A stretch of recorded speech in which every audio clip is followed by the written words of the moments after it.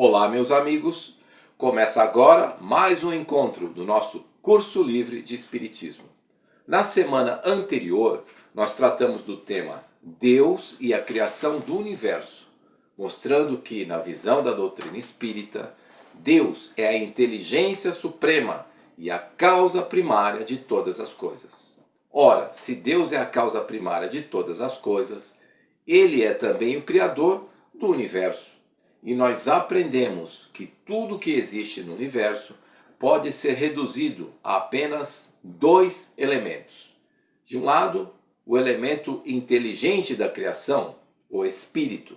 De outro lado, o elemento material da criação, a matéria, que serve de instrumento para que o elemento inteligente, ou seja, o espírito, evolua, buscando assim a sua perfeição. Nós aprendemos também, meus amigos, na semana anterior, que Deus é eterno. Ele não teve começo e jamais terá fim. Deus é um ser incriado. Ele existe desde sempre e existirá para sempre. Já o elemento material da criação, este sim, teve começo. Como terá fim? Por mais magnífico que seja um objeto físico, uma estrela, por exemplo, a estrela nasce num dado momento e depois de bilhões de anos ela morre. Já o elemento inteligente da criação, o espírito, também foi criado por Deus, surgiu num dado momento, mas o espírito não terá fim, porque os espíritos, os elementos inteligentes da criação, são todos imortais. Todos nós, meus amigos, somos imortais. Deus nos presenteou com a imortalidade. Mas o nosso propósito no encontro desta semana é examinarmos de que maneira que o elemento inteligente da criação, os espíritos, povoam o universo. Um dos princípios da doutrina espírita, nós tratamos disso na aula de número 1, hoje estamos no nosso encontro de número 3, eu dizia, um dos princípios da doutrina espírita é justamente aquele que nos informa sobre a existência da pluralidade dos mundos habitados, ou seja, há vida em todos os cantos do universo. E o nosso propósito no encontro desta semana é justamente estudar esse ponto central do Espiritismo. Ponto central, é bom dizermos, que já nos foi trazido pelo próprio Divino Mestre Jesus há 2000 anos. O Divino Mestre Jesus já nos informava sobre a pluralidade dos mundos habitados, evidentemente utilizando a linguagem de seu tempo, a linguagem do Evangelho. Se não, vejamos, eu tenho aqui em minhas mãos o Evangelho segundo o Espiritismo, obra fundamental da codificação, que aliás é composta por 5 livros. O primeiro deles, o Livro dos Espíritos, lançado no dia 18 de abril de 1857 e que marca o surgimento da nossa doutrina. Na véspera do lançamento da primeira edição do Livro dos Espíritos, não havia doutrina espírita, que surge justamente com o lançamento da primeira edição. Depois veio a público o Livro dos Médiuns. A terceira obra da codificação é essa que eu tenho em mãos, o Evangelho segundo o Espiritismo. Quarta obra, o Céu e o Inferno. E por fim, a Gênese. Mas na terceira obra da codificação, em seu capítulo 3, nós podemos ler a seguinte passagem do Evangelho de João, em seu capítulo 14, dos versículos 1 a 3. Não se turbe o vosso coração. Crede em Deus, crede também em mim. Há muitas moradas na casa de meu Pai. Se assim não fosse, eu vô-lo teria dito, pois vou preparar-vos o lugar. E depois que eu me for e vos aparelhar o lugar, virei outra vez a tomar-vos-ei para mim, para que lá onde estiver, estejais vós também. Qual que é o ponto que nos interessa aqui, meus amigos? A frase que indica de maneira clara a existência desse princípio da pluralidade dos mundos habitados. Ensinou o Divino Mestre Jesus há 2000 anos. há muitas moradas na casa de meu Pai. Pois bem, meus amigos, esse ensinamento do Cristo tem duas vertentes. Ele está falando, segundo nos informam os espíritos superiores que ditaram os princípios da doutrina espírita para Allan Kardec, ele está tratando da questão dos diversos níveis que existem no plano espiritual. Há muitas moradas na casa de meu Pai. Ou seja, depois do momento que nós partirmos da vida física, nem todos nós estaremos na mesma condição, porque a nossa condição no plano espiritual deriva do nosso estado mental. E esse estado mental pode variar do sofrimento acerbo a um estado de ventura, não é verdade? E dependendo do nosso estado mental, dependendo do nosso estado de espírito, nós estaremos numa determinada morada ou em outra. É uma questão de estado mental, não é uma questão geográfica.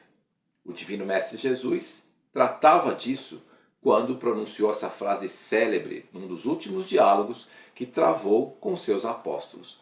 Há muitas moradas na casa de meu Pai. Mas ele também se referia, sem se aprofundar muito no ensinamento, porque ainda os tempos não haviam chegado, não é verdade?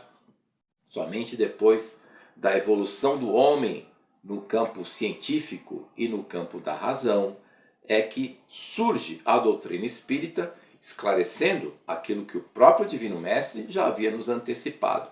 Há muitas moradas na casa de meu Pai, ou seja, há vida em todos os cantos deste universo infinito.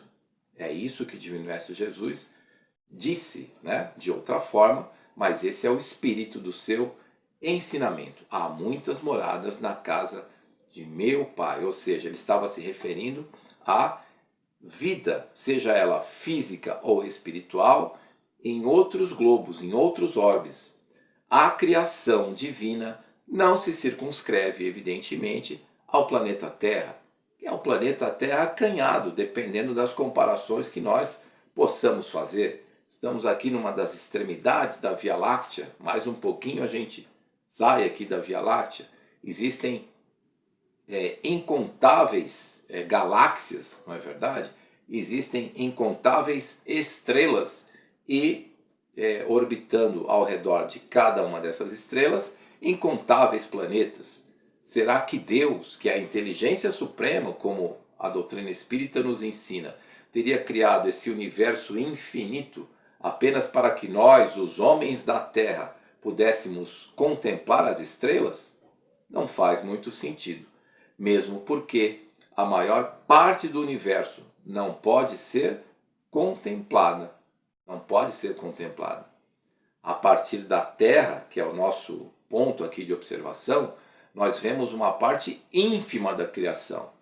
Uma parte ínfima. Não faria muito sentido se esse fosse o propósito de Deus, o de que nós pudéssemos contemplar as estrelas, ele ter criado um universo infinito, né, com a sua grande maioria inacessível ao olhar humano. E quando eu me refiro ao olhar humano, eu estou incluindo os telescópios e todo o avanço da ciência.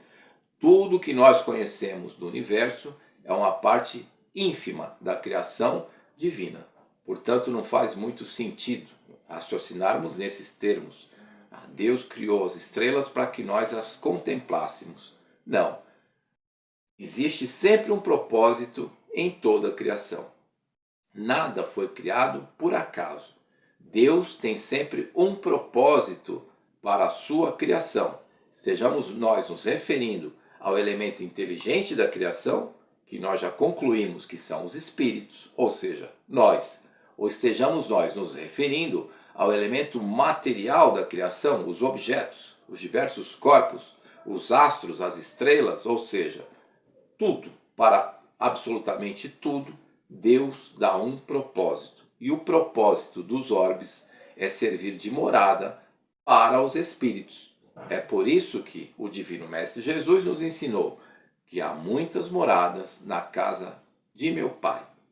E como se dividem essas moradas. Assim como aqui na psicosfera da Terra, no plano espiritual, que cada estado mental remete o indivíduo para uma determinada condição, levando o Divino Mestre a nos transmitir a ideia de que há muitas moradas na casa do meu Pai, também quando ele está se referindo ao plano espiritual, nós podemos, levando isso em conta, concluir o mesmo quando nós estamos falando dos inumeráveis planetas que se espalham pelo universo infinito, ou seja, todos os planetas estão no mesmo nível ou existe uma escala dos mundos. A segunda hipótese é a correta.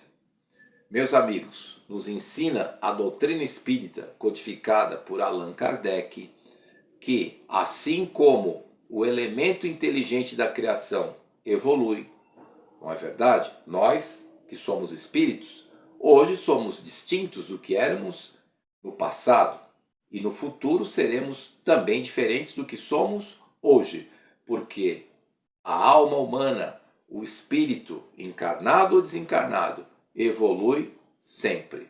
A lei do progresso é uma lei divina que vale também para a parte material da criação. Os mundos também se transformam e basta nós olharmos para a história da Terra para que possamos concluir que este princípio que a doutrina nos traz é verídico. Os mundos vão se transformando, os orbes vão se transformando, porque a lei do progresso que vale para o espírito, vale também para a matéria, que sempre se transforma, antes que, mesmo no caso de uma estrela, de um planeta qualquer, se decomponha para que, com essa matéria-prima, que é o fluido cósmico universal, do qual nós já tratamos na aula de número 2, o Criador possa formar novos mundos, novas estrelas. A criação é incessante. Deus jamais para de obrar. Deus jamais fica inativo. Ele está criando e sustentando o universo em todos os segundos, por todo o tempo, e o tempo é eterno, de nossa existência. Certo, meus amigos? Mas retomemos essa ideia, a ideia da escala dos mundos. Na doutrina espírita, especialmente na obra que eu acabei de demonstrar para vocês, o Evangelho segundo o Espiritismo, os mundos são divididos em 5 categorias. São 5 as categorias de orbes pelo universo infinito. Nós, habitantes da Terra, estamos ainda no nível 2. Já estivemos no nível 1, portanto avançamos, mas estamos ainda no nível 2. Vamos detalhar um pouco sobre cada nível dessa escala planetária que todos os orbes deste universo infinito percorrem. Vamos lá. Estágio número 1. Mundos primitivos. A Terra já foi um mundo primitivo? É evidente que sim. É evidente que sim. Basta nós analisarmos o período da pré-história. Na pré-história, o que marcava a jornada do homem na Terra? Simplesmente a luta pela sua sobrevivência. A vida na Terra guardava contornos eminentemente materiais. Não havia propriamente vida moral no planeta Terra na época da pré-história, na época do homem das cavernas. A sua preocupação constante, aliás, a nossa preocupação constante, era buscar a nossa sobrevivência. Não havia vida moral, mesmo porque o desenvolvimento intelectual do homem, ainda pouco avançado, não permitia que ele fizesse grandes distinções entre o bem e o mal. E sem essas distinções, meus amigos, não existe vida moral. Não é verdade? Não existe vida moral. A vida moral só surge quando o homem tem condições intelectuais de fazer escolhas Sem escolhas não há vida moral. E no passado, no nosso passado de mundo primitivo, as escolhas praticamente não existiam, porque a preocupação constante do homem era sobreviver. Como é que eu vou fazer para me alimentar? Como é que eu vou fazer para me proteger? Não é verdade? Mas depois desta fase, a fase dos mundos primitivos, e a Terra já foi um mundo primitivo, como eu acabei de externar para vocês, vem a segunda fase. E aí, aquele que era um mundo primitivo se transforma num mundo de provas e expiações, que é o estágio atual da Terra, meus amigos.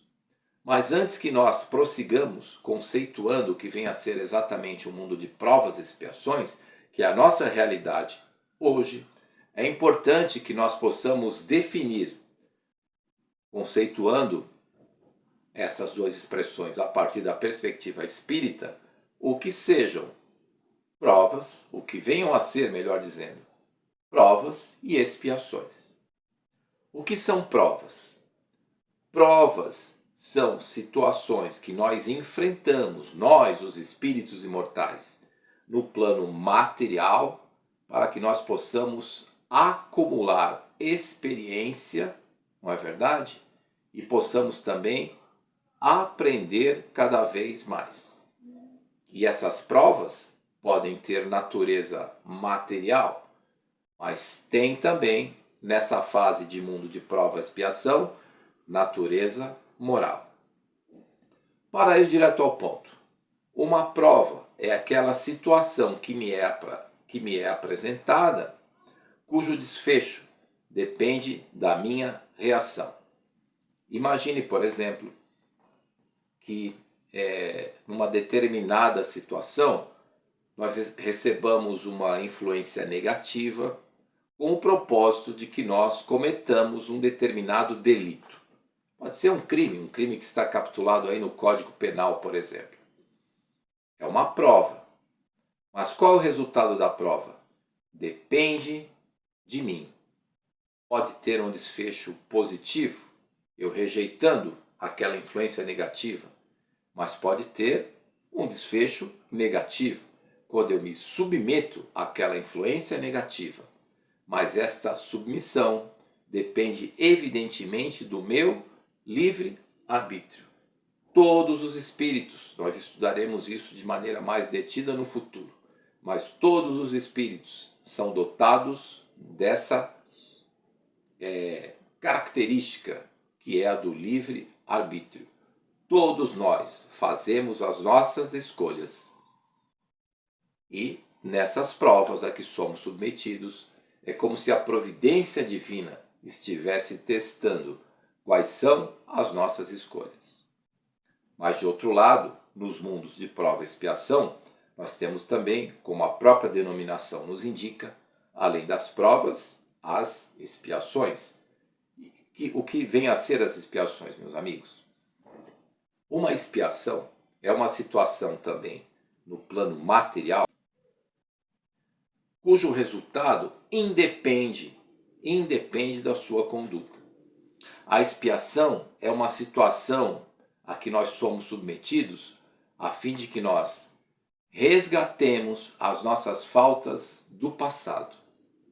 Eu já tive a oportunidade de comentar aqui com vocês, penso eu, acho que sim, já fiz esse comentário, que nós vivemos hoje a vida que nós herdamos de nós próprios, porque a nossa atual existência foi condicionada pelos nossos atos das vidas anteriores.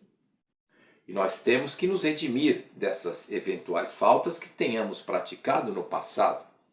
E a remissão dessa falta, ela é alcançada por intermédio da expiação. Expiação, uma situação cujo desfecho independe do meu comportamento. Prova, uma situação cujo desfecho depende do meu comportamento. Vamos exemplificar, assim como fizemos em relação às provas, o que seriam as expiações. Um exemplo é fácil de compreendermos no campo da saúde. Imagine que uma determinada pessoa desenvolva uma doença hereditária. Ou seja, ela vai ter que enfrentar aquilo independentemente do seu comportamento, porque é uma doença hereditária. Por mais que ela faz isso, faz aquilo, tenta isso, tenta aquilo, aquela doença, que é uma expiação, vai acompanhá-la por toda a sua existência.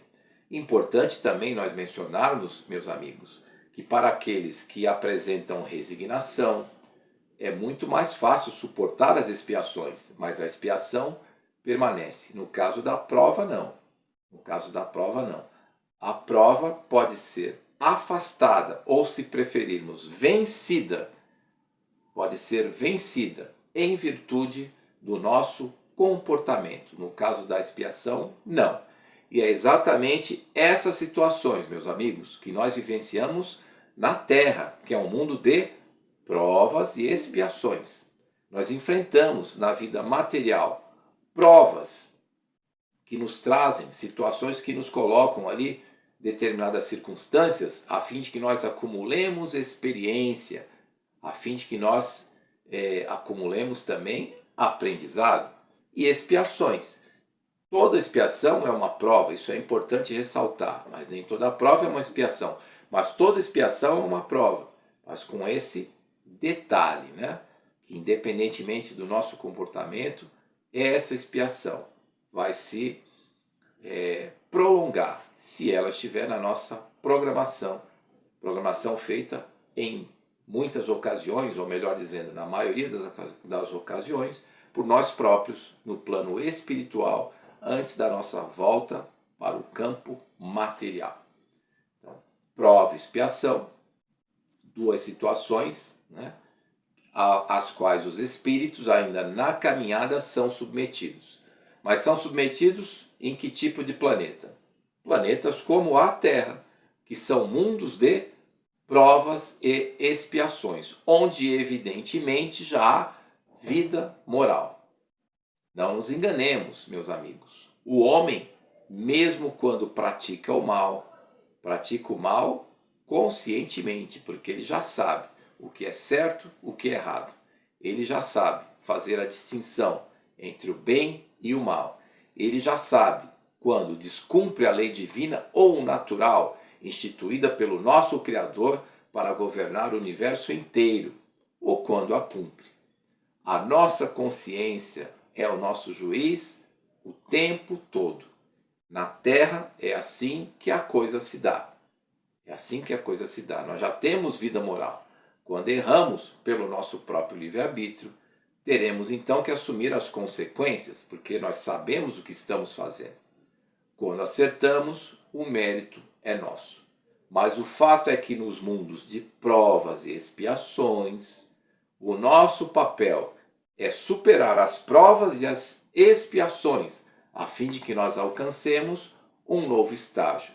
Estágio, evidentemente, distinto do atual, onde a marca é a preponderância do mal sobre o bem. Na Terra, meus amigos, na Terra, infelizmente, devemos constatar que o mal se sobrepõe ao bem. Não porque nós tenhamos mais uma parcela superior da humanidade que pratica o mal em detrimento de uma inferior que pratica o bem. Os dois polos se equivalem, aqueles que praticam o mal e aqueles que praticam o bem. Mas o nosso grande problema na Terra é que existe uma grande maioria, a maior fatia da humanidade, que não pratica o mal, mas também não pratica o bem. E por medo e ignorância acaba se submetendo, acaba se expondo à influência dos maus. E é por isso que o mal prepondera. É por isso que existe tanta desigualdade no mundo. Porque vigora na Terra, entre outros vícios morais, o vício do egoísmo. Vigora na Terra também o vício do orgulho. A Terra, que é um mundo de provas e expiações, é um planeta marcado pelos vícios. Porque o nosso objetivo tendo várias existências aqui num planeta dessa categoria, é justamente que nós possamos vir a vencer esses vícios. Quando isso acontecer, passamos para o terceiro estágio. Primeiro estágio, primeira categoria de mundos, mundos primitivos. Segundo estágio é o estágio atual da Terra, mundos de provas e expiações. Terceiro estágio, mundos de regeneração. A Terra, meus amigos, alcançará esse status de mundo de regeneração, onde o mal não mais prepondera sobre o bem, onde a marca das relações pessoais e sociais é a fraternidade. É a fraternidade. Não teremos essa desigualdade abissal em todos os campos que marca o nosso planeta na atualidade. Porque num mundo de regeneração, todas as pessoas têm o suficiente para que possam viver, e o suficiente em todos os campos, inclusive, por exemplo, no campo da saúde, que é um campo que indica o atraso moral da Terra. Nós temos na medicina uma evolução espantosa, mas que infelizmente não está disponível para todos. Eu costumo brincar quando tenho oportunidade de dar as aulas que eu ministro no curso do Abrigo Bezerra de Menezes, que é uma casa espírita da Penha, que se por acaso chegou a sua hora na sua programação para partir da Terra, não se interne no Einstein ou no Sírio-Libanês, porque você não conseguirá desencarnar. São tantos recursos, é tanto equipamento, tem isso, tem aquilo, que você não consegue, né? Mostrando que a medicina, inclusive no Brasil, alcançou um avanço notável.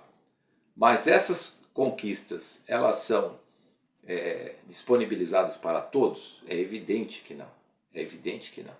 Infelizmente, no Brasil, ainda há pessoas que desencarnam por falta de assistência médica.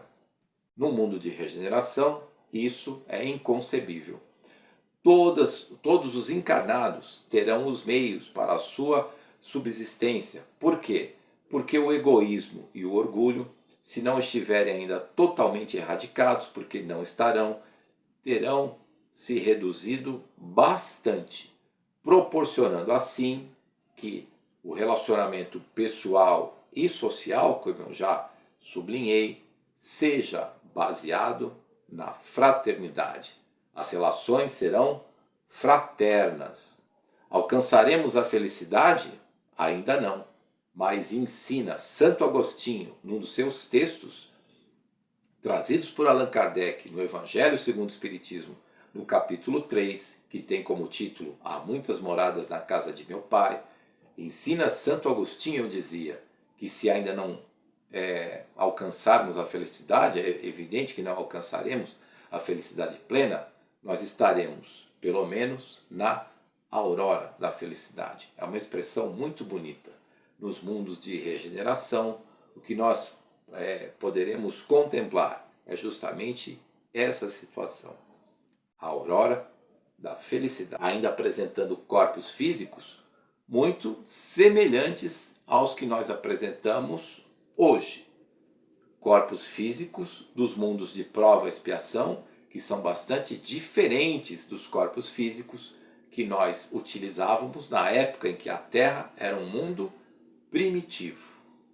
Mas no mundo de regeneração, do ponto de vista físico, ainda guardaremos semelhanças com os corpos que hoje utilizamos nesta nossa marcha em busca da nossa iluminação espiritual.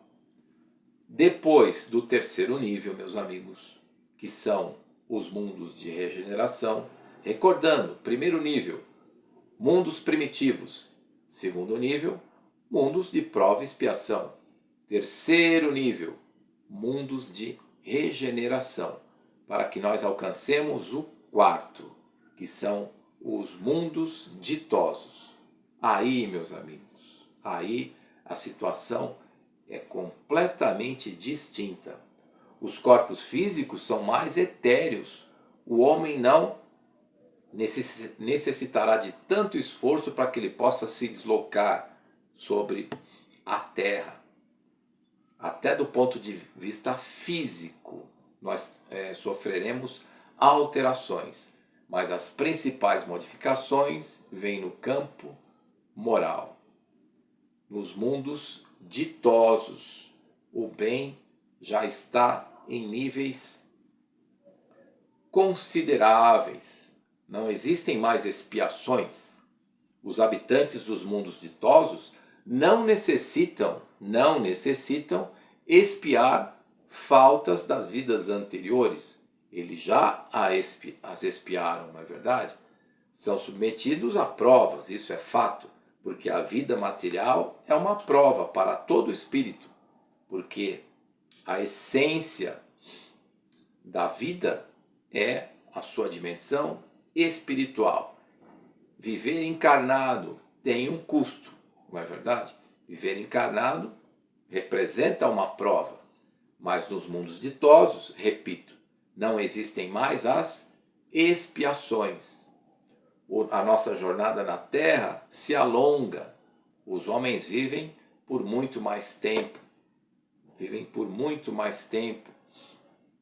E a partida da Terra já não é encarada pelos encarnados com assombro, porque é uma certeza inquebrantável em relação à imortalidade da alma.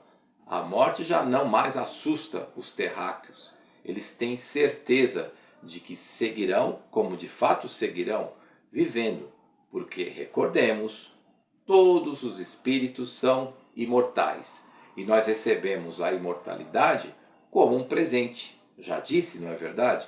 E esse presente nos foi ofertado pela providência divina. Nos mundos ditosos, mesmo em relação às doenças, ao sofrimento, de ordem material, as doenças praticamente inexistem. Por quê? Porque o corpo físico é mais etéreo, o homem tem novos hábitos e novos costumes. É muito provável, para não dizer que é certo, que nos mundos ditosos nós não mais nos alimentaremos de carne dos animais.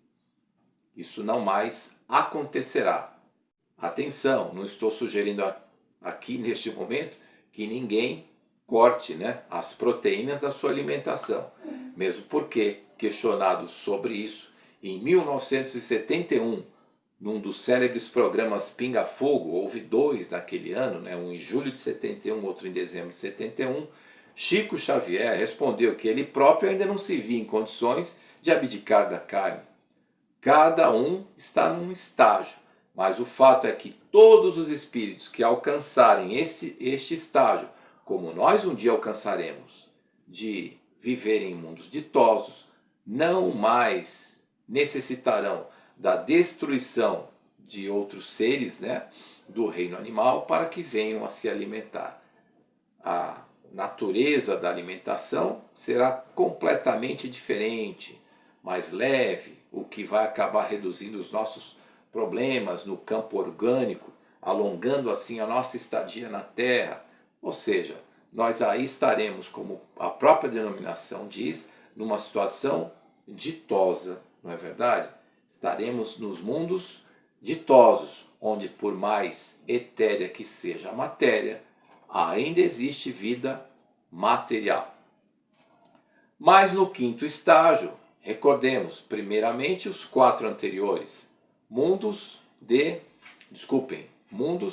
primitivos, mundos de prova e expiação, mundos de regeneração, mundos ditosos e, por fim, os mundos celestes. Nos mundos celestes, meus amigos, não existe mais vida material.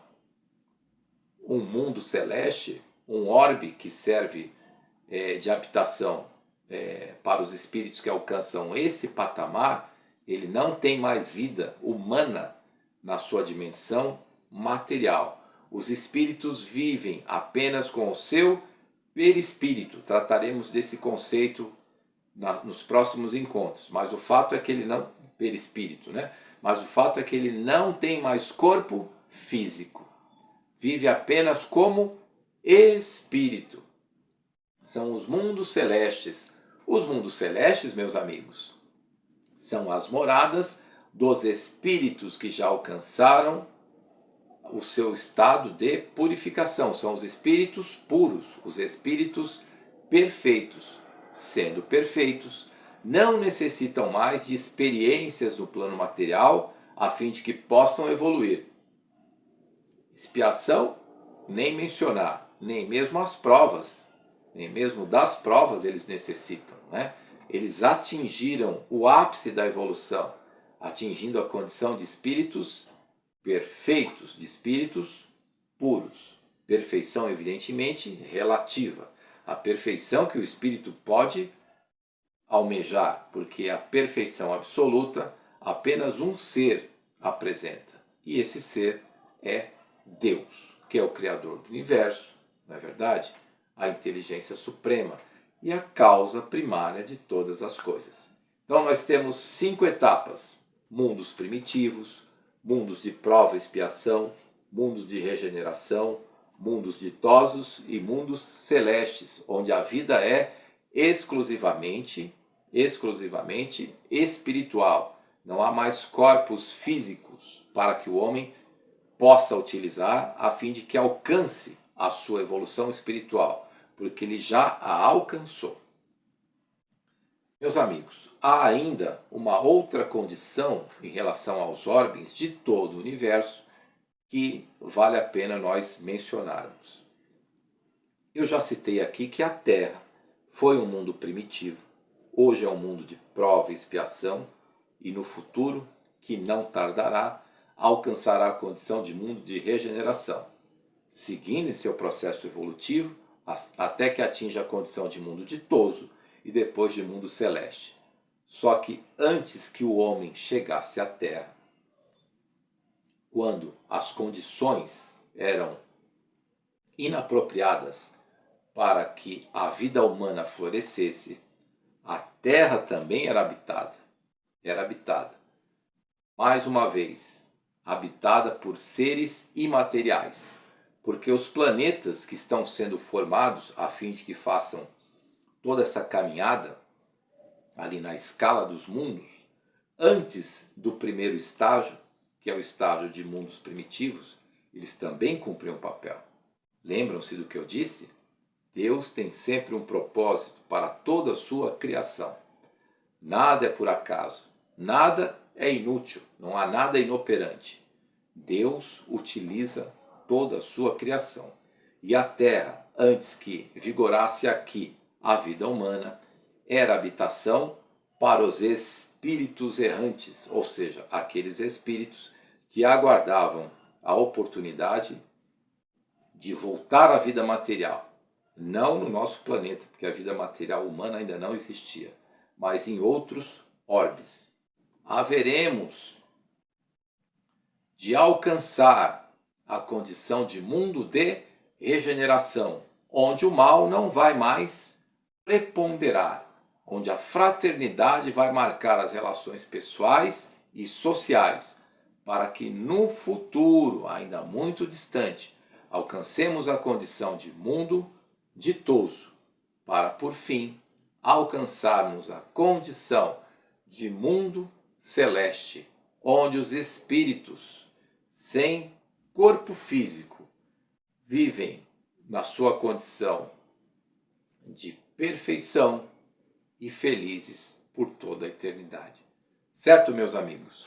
Há muitas moradas na casa de meu Pai, ensinou o Divino Mestre Jesus, e o que nos compete, utilizando os nossos conhecimentos sobre a doutrina espírita, é trabalharmos incessantemente para que a nossa morada seja cada vez melhor para todos nós, que alcancemos sem demora a condição de mundo de regeneração. Esse é o nosso destino, e a doutrina espírita conclama a todas as pessoas, né? A todas as pessoas que estudam a doutrina e mesmo aqueles que não a estudam, que nós possamos arregaçar as mangas a fim de que o mundo de regeneração que já se avizinha seja uma realidade no menor prazo possível. Certo, meus amigos? Eu agradeço imensamente a atenção de todos vocês e na próxima semana estaremos aqui para mais um encontro do nosso curso livre de Espiritismo. Tá bom, gente? Um grande abraço a todos.